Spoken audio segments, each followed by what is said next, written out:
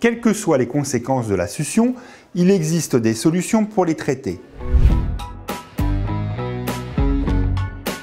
On commence lorsque la tétine, le pouce, a définitivement été abandonné par l'enfant.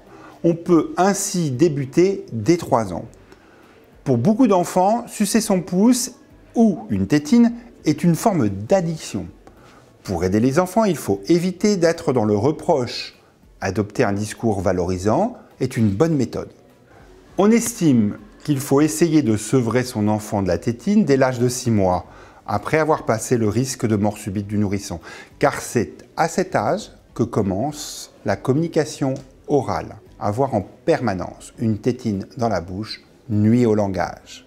On peut essayer de lui substituer progressivement un doudou, d'augmenter les périodes sans et de limiter sa présence au moment de l'endormissement. Choisir le bon moment a aussi son importance. Certains événements comme la naissance d'un petit frère ou d'une petite sœur, un déménagement, une séparation, la rentrée scolaire peuvent entraver la motivation de l'enfant. Mieux vaut attendre les vacances pour l'encourager à arrêter, finalement, quand tout va bien. Ne pas faire sortir la tétine de la chambre. La première étape serait de suggérer à l'enfant de ne pas sortir la tétine du lit ou de la chambre. Ranger le doudou qui donne envie de téter par sa texture, par son odeur. Mettre un sparadrap sur le pouce pour se rappeler et perdre le goût. Ritualiser l'arrêt de la tétine. On peut par exemple chercher avec son enfant toutes les tétines de la maison pour les mettre à la poubelle et ensuite fêter l'événement avec un petit cadeau. Une bonne solution est d'utiliser Noël pour poser la tétine dans le sapin et la faire disparaître avec la venue des cadeaux.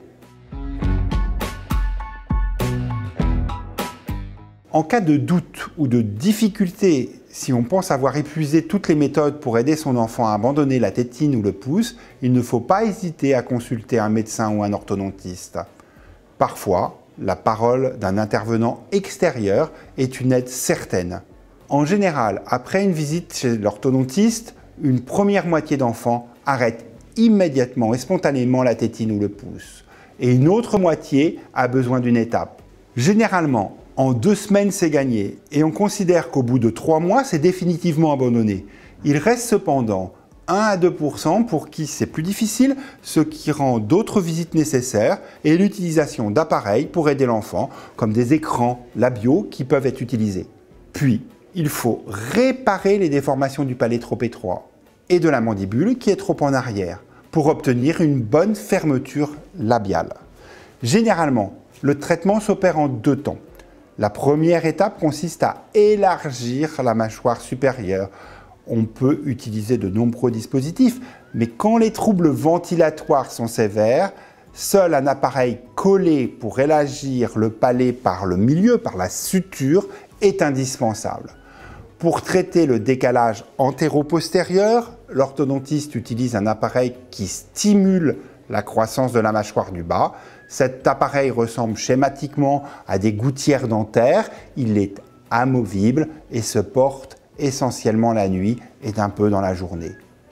Votre orthodontiste vous aidera à traiter l'enfant sur une période de moins d'1 an. Merci d'avoir regardé cette vidéo et à bientôt. La la la la la la